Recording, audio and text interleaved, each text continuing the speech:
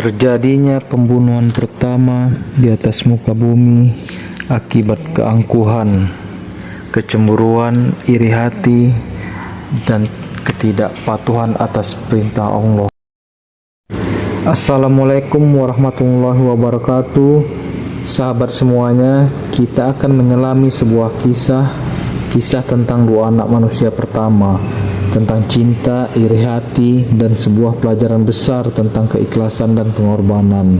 Ini adalah kisah Habil dan Qabil, putra Nabi Adam alaihissalam. Setelah Nabi Adam dan Hawa diturunkan ke bumi, mereka pun membangun kehidupan baru. Atas rahmat dan izin Allah, Nabi Adam dikaruniai anak-anak kembar, dua laki-laki dan perempuan setiap kali Siti Hawa melahirkan. Di antara anak-anak itu ada dua sosok yang akan tercatat dalam sejarah sebagai simbol cinta dan tragedi, yaitu Habil dan Qabil. Habil sendiri tumbuh sebagai sosok yang penyabar, lembut dan bertakwa. Ia seorang pengembala yang hidup sederhana. Sementara Qabil bertumbuh berbeda dengan Habil. Qabil adalah seorang petani namun memiliki sifat pemarah dan egois. Dua kepribadian yang sangat berbeda. Dua jalan hidup yang kelak akan bertabrakan. Ketika Habil dan Qabil tumbuh dewasa, Allah memerintahkan kepada Nabi Adam agar menikahkan anak-anaknya secara bersilang, putra dari satu kelahiran dengan putri dari kelahiran yang lain. Namun Qabil menolaknya. Ia ingin menikahi saudara kembarnya sendiri yang lebih cantik daripada saudaranya Habil.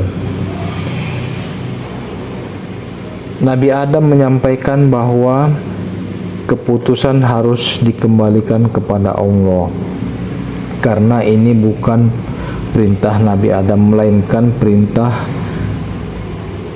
ilahi, perintah dari Allah. Maka Habil dan Qabil diminta untuk mempersembahkan kurban sebagai tanda keikhlasan. Siapa yang kurbannya diterima, dialah yang lebih berhak. Habil yang orangnya selalu ikhlas memilih kurbannya kambing terbaik miliknya, gemuk dan sehat. Sementara Qabil dengan terpaksa hanya menyerahkan hasil taninya yang buruk dan layu. Dengan kekuasaan Allah, dari langit turunlah api untuk membakar kurban miliknya Habil. Tanda kurban itu diterima. Sementara kurbannya Qabil tetap utuh, tidak tersentuh api, menandakan kurbannya Qabil tidak diterima. Saat itu Qabil mulai dikuasai oleh rasa iri dan benci. Ia merasa dikalahkan oleh adiknya sendiri.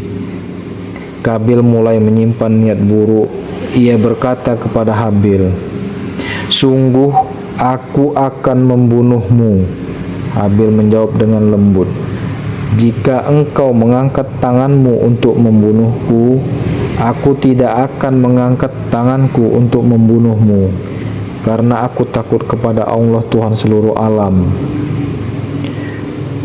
Penolakan Habil untuk melawan bukan karena dia lemah, tapi karena ia sadar kekerasan bukanlah jalan kebenaran.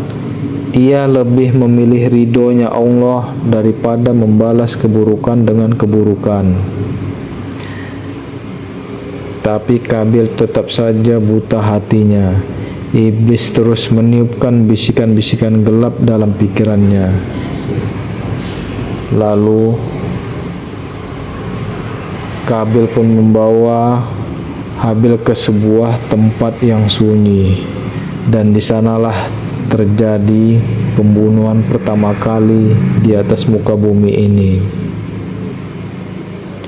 Sesaat setelah membunuh Habil, Qabil terdiam. Mayat saudaranya tergeletak di tanah, dan ia tidak tahu apa yang harus dilakukannya. Allah mengirim seekor burung gagak yang menggali tanah untuk menggumburkan bangkai burung lainnya.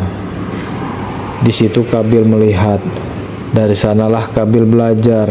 Lalu ia menggali tanah dan menguburkan Habil. Dengan sedih ia berkata, "Celakalah aku, mengapa aku tidak mampu berbuat seperti burung gagak ini, lalu kusembunyikan mayat saudaraku."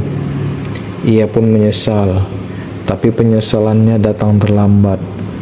Ia telah melakukan dosa pertama dalam sejarah manusia. Sahabat sekalian, dari kisah ini kita bisa banyak belajar. Kita bisa belajar bahwa rasa iri bisa menuntun manusia kepada kejahatan yang enggak terbayangkan. Kita belajar bahwa keikhlasan dan ketakwaan akan selalu menang di sisi Allah. Habil mungkin mati di dunia, tapi namanya harum dalam sejarah sebagai orang yang sabar dan beriman. Kisah ini bukan hanya sejarah, tapi juga cermin bagi kita saat ini. Apakah kita akan seperti Habil yang sabar dan taat, atau seperti Kabil yang dikuasai rasa dengki? Semoga kisah ini menjadi pelajaran bagi kita semua. Jaga hati kita dari rasa iri dan isilah dengan keikhlasan seperti Habil. Sebab di akhirat nanti bukan kekuatan, kekayaan, atau kecantikan yang menyelamatkan kita, tapi iman dan amal. Wassalamualaikum warahmatullahi wabarakatuh.